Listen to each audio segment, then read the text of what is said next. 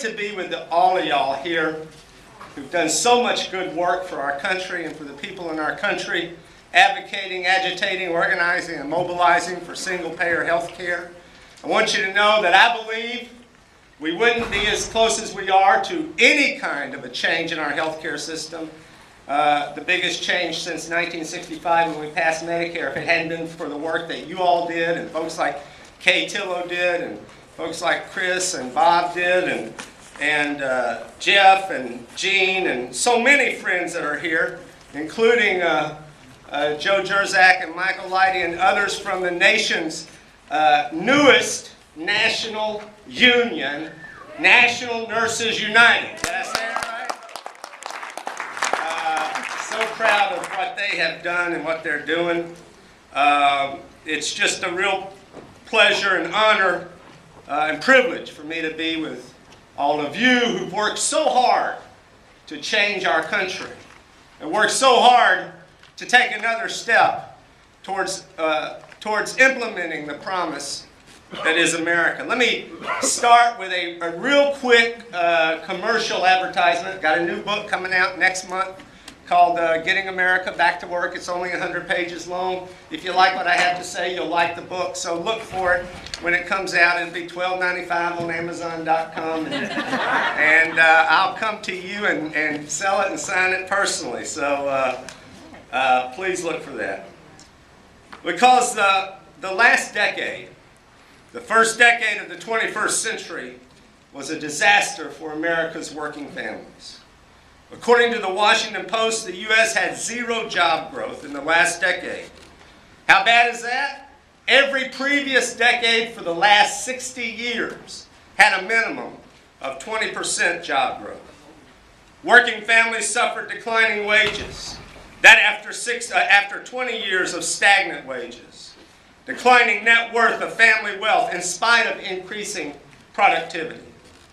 This decade of disaster follows 20 years of stagnant wages. Put together, America's working families have suffered 30 years of assault on our standard of living, our quality of life, assault on our unions and our jobs. We have felt this in our own lives, more grown children moving back in with their families. And I don't have to mention the disappearing middle class to this crowd. The numbers over the last 30 years tell the story better than anything else.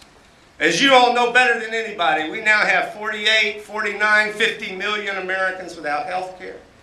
Another 40 million with inadequate or unreliable health care. More than we've had without health care since 1965 when we created Medicare. The buying power of our wages is less today than it was in 1973. Worker productivity has gone up by 75% in the last 30 years, and yet our wages stagnated for 20 years and declined for the last 10. 20% more people in America live in poverty today than at the end of the last decade. And while America's CEOs made 40 times as much as the average worker in 1980, today America's CEOs make 400 times as much as the average worker. All this is the result not of divine will, not even of market forces, not of any natural forces. All this is the result of 30 years of a sustained, strategic, intentional assault on our standard of living and our way of life. And it has produced the most massive shift of wealth and power in the history of America. Only not from the top to the bottom, but from the bottom and the middle to the top. All this is done intentionally by a financial elite and a radical right wing, not conservatives, brothers and sisters. A radical right wing determined to rob our country of its middle class. We need to do several things to lift our country out of this economic mess that we're in. But they all add up to one thing, and that's putting more money in the pockets of workers where it will be spent and where it will turn over in the economy 5 times and lift the whole country. You see, brothers and sisters, the scary thing about what's happening in America today is that there is no longer enough money in the pockets of average workers to power the great American economic engine. And that should scare all of us. And until we decide to do something about joblessness, now at 10, 15, 20%, nobody knows for sure. We do know it's nearly 50% among African American men. Something about joblessness and something about 30 years of wage decline and stagnation. We cannot lift this economy from the top down. It does not work. We've had 30 years of trickle-down economics. Money doesn't trickle down. Sometimes, Michael, it tinkles down, but it never trickles down. If you try to lift the economy from the top down, you simply shear off the top. And that's exactly what's happened in America.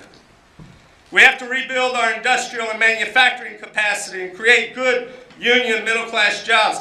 We have to, and the utility workers are working on this right now with my colleague and my friend and my brother, Gary Ruffner, invest in new sources of renewable energy to create 2 million good new jobs and reduce our dependence on foreign oil.